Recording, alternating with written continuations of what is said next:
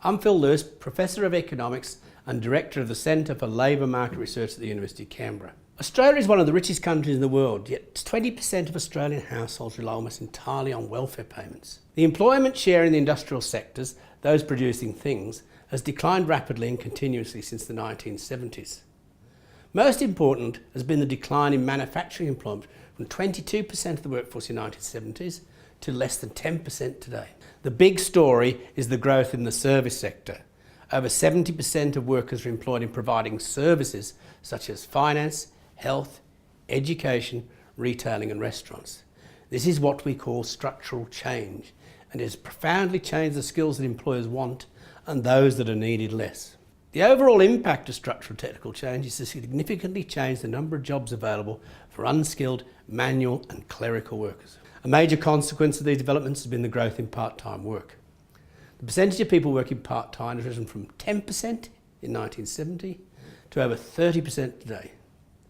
These part-time workers are mainly students and women with children trying to balance paid work and other responsibilities. This growth in demand for part-time labour has corresponded to a massive growth in non-compulsory education. For instance, the percentage of students from Year 8 to Year 12 schooling, what we call the retention rate, increased from 35% in 1980 to 75% in the mid-2000s. We see here that the retention rate has barely changed since, and that girls are much more likely to stay on at school than boys are. This has been reflected in university enrolments, where women now outnumber men 55 to 45%. Why is this important? It means that over 15% of young women and 25% of young men are competing in a job market for which they have few skills, and the available jobs go to students and women with children. That is why youth unemployment is so high, over 17% nationally, and over 30% in some of our suburbs in our large cities.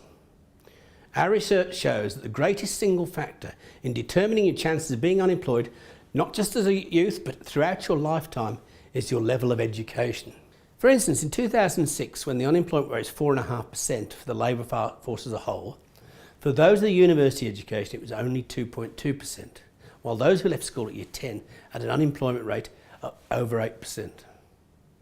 The unemployment rate reduces with every level of extra education. Our research also shows that extra education not only increases your chance of getting and keeping a job, but also really increases the pay you get in your job. As an example, we've estimated for every dollar you contribute to university education, your return in terms of extra pay will be, on average, be over 15% for the rest of your working life. This far exceeds the rate of return you could get from a bank, the stock market or real estate.